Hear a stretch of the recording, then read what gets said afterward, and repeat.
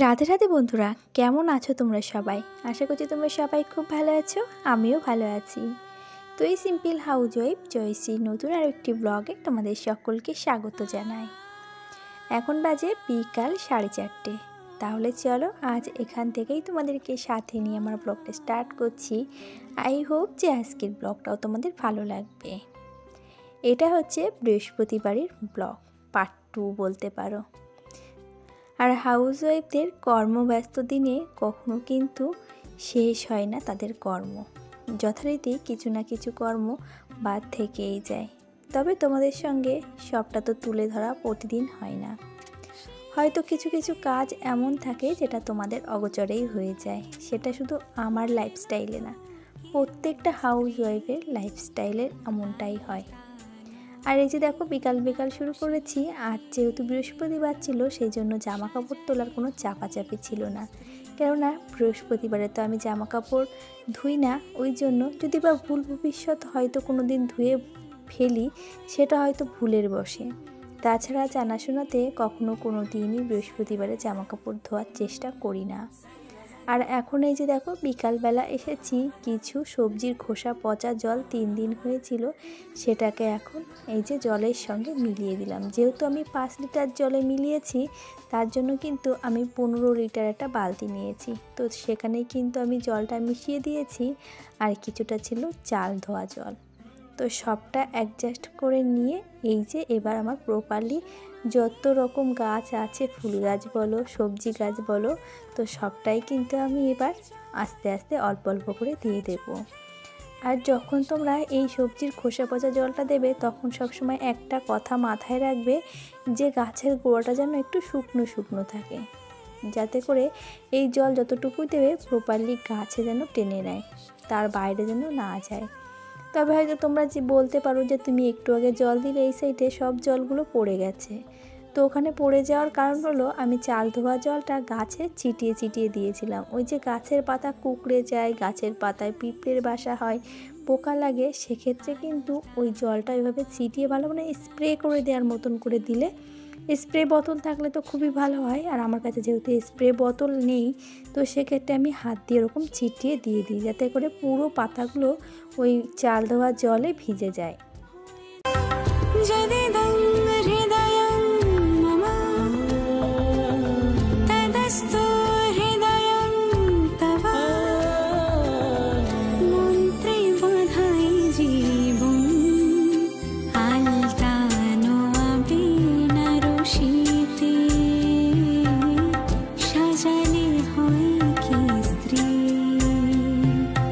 আর এই তো আজ যেহেতু বৃহস্পতিবার, তার জন্য কিন্তু একটু পা দুটোকে আলতায় রাঙিয়ে নিলাম।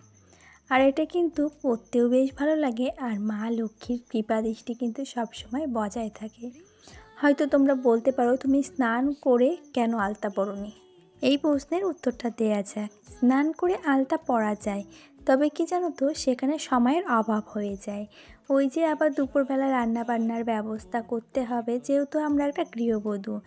তারপরে দ্বিতীয়ত, আমরা যখন ছোট ছিলাম তখন দেখতাম ঠাকুমা, মা, কাকিমা, জেঠিমা মানে যারা আছে, তারা কিন্তু বিকালবেলা এক গুয়ে হয়ে সকলে আলতা সিঁদুর পরতো।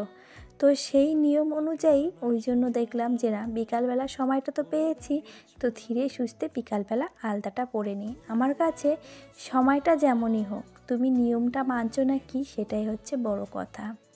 তারপরে তো দেখলে এসে উঠানটা ঝাড় দিয়েছি, তার মধ্যে ঘরটাও ঝাড় দিয়েছি, দিয়ে দূরে জল দিয়ে এখন চলে এসেছি ঠাকুর ঘরে। আর ঠাকুর ঘরে এসেছি তার আগে কিন্তু আমি ফ্রেশ হয়ে জামা কাপড় চেঞ্জ করে এসেছি। এবারে চলো তাহলে বৃহস্পতিবারের কিছু টিপস তোমাদের সাথে শেয়ার করি, যেটা করে আমি উপকৃত হয়েছি। আমি আগে নিজে উপকার পাই, তারপরে গিয়ে তোমাদের সঙ্গে শেয়ার করি। এই যে দেখতে পাচ্ছ, প্রথমে একটা প্রদীপ জ্বালিয়েছি, পিতলের প্রদীপ, সেটা হচ্ছে আমার তুলসী তলায় দেওয়ার জন্য। এটা আমরা প্রতিদিনই দিয়ে থাকি। আর ওই যে পাশে যে কৌড়ির প্রদীপটা জ্বালিয়েছি, এটা কিন্তু আমাদের সংসারে স্বামী স্ত্রীর সম্পর্ক অটুট রাখার জন্য।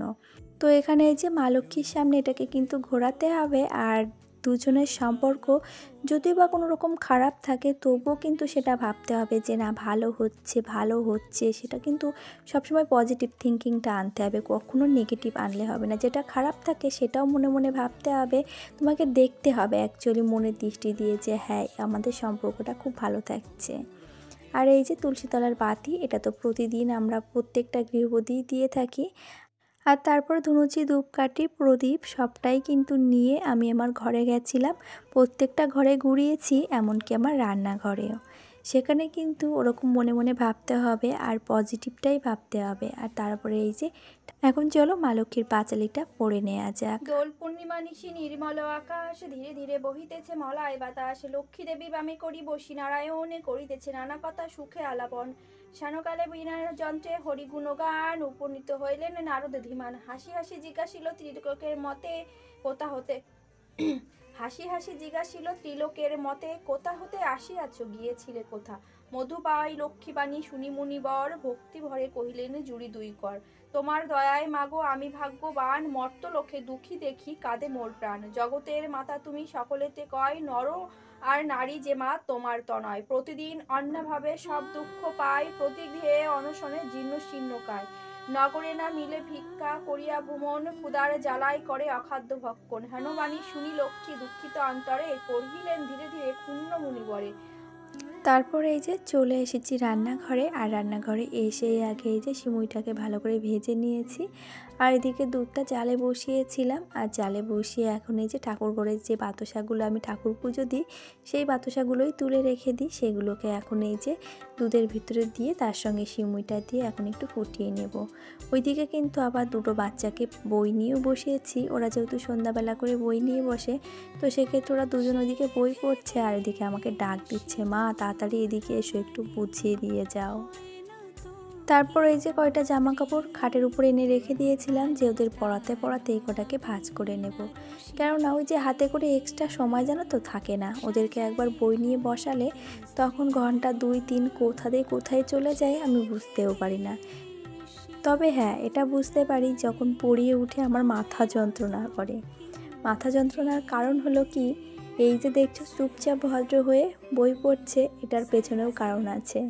ওরা আমি বলেছি যে চুপচাপ ভদ্র হয়ে বই পড়বি, তাহলে খাবারটা বানিয়ে দেবো। তো সেই ক্ষেত্রে ওই আধা ঘন্টা মতন চুপচাপ ভদ্র হয়ে বই নিয়ে বসবে, তারপরেই তো শুরু হবে খোঁচাখুচি।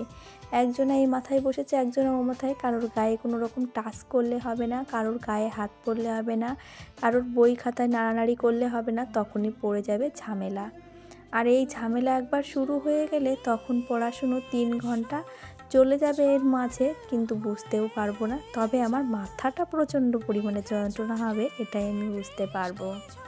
আর ওইদিকে জামাকাপড় সব কটা ভাঁজ করেছি, ভাঁজ করে জায়গার জিনিস জায়গায় রেখে ওদিকে এখনও বই নিয়ে বসেছে। তো আমি ভাবলাম মাথা তো যন্ত্রণা করছে আর সন্ধ্যাবেলা এখনও চা খাইনি, তো চলো ওদের খাবারটা বেড়ে নিই আর সেই সাথে সাথে নিজের জন্য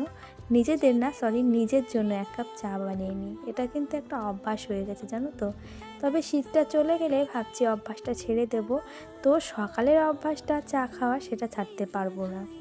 তো যাই হোক, তারপরে ওই যে বাচ্চাদের খাওয়া দাওয়া করিয়ে পড়াশুনো করিয়ে আমি হাতের কাজ করছিলাম কিছু, আর কিছু ভিডিও এডিটিংয়ের কাজ ছিল সেটাকে কমপ্লিট করে তারপরে এখন চলে এসেছি 10টা 10 বাজে কিন্তু আমি এই যে রাতের খাবার বানাতে। তোমার দাদাভাইও বাজার থেকে চলে এসেছে। আর আসলে এই যে সকলের জন্য এখন খাবার বেড়ে নিয়েছি। তো দেখো খাবারের মেনুতে আজকে কি আছে। দুপুরবেলার যে মেনু ছিল সেটাই আছে, আর সাথে বাবুদের জন্য একটা ডিম ভাজা করে দিয়েছিলাম। আর ওই যে সিমুই বানিয়েছিলাম তোমার দাদা ভাইয়ের জন্য, আর আমার জন্য একটু বেড়ে নিয়েছি, যেহেতু বাবুরা আগে খেয়েছে ওই জন্য এখন আর ওরা খেতে চায়নি আর ওদেরকে দেয়ও নি। তারপরে যে খাওয়া দাওয়ার শেষে যে বাসন থাকে রাত্রেবেলা, এটা কিন্তু আমি প্রতিদিন রাতের বাসন রাতেই মেজে রাখি। সে আমার যত রাত হোক আর যতই কষ্ট হোক, জানো তো সকালবেলা এঁটো বাসন কিন্তু একদমই দেখা উচিত নয়। তোমরা যদি হয়তো অনেক কষ্ট হয়ে যায় তাহলে না পারলে বাসন মাজতে, তখন কি করবে জানো তো, প্রত্যেকটা বাসন সুন্দর করে ধুয়ে রেখে দেবে। তাই বলে ওই বাসনের মধ্যে যে ভাত থাকবে এঁঠো নোংরা ওইভাবে কিন্তু কখনো রাখবে না।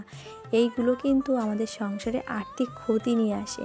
আর রাতের বেলা এই যে কয়েকটি বাজে অভ্যাস বা বাজে কারণেই কিন্তু আমাদের সংসারে আর্থিক ক্ষতি এটা সম্ভাবনাটা বেড়ে যায়।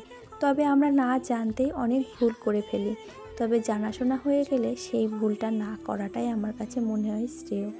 আমিও আগে জানতাম না, তখন কিন্তু বাসন থাকতো, আর অনেকের আছে কলপার অনেকটা দূরে, তো সেক্ষেত্রে বাসন মাজা যায় না। তবে তোমরা চেষ্টা করবে একটা বালতিতে জল এনে রেখে আর সেই জল দিয়ে থালাগুলো একটা পাত্রে ধুয়ে সেই এঁঠো জলগুলো রেখে এঁঠো জলটাকে বাইরে ফেলে দেওয়ার।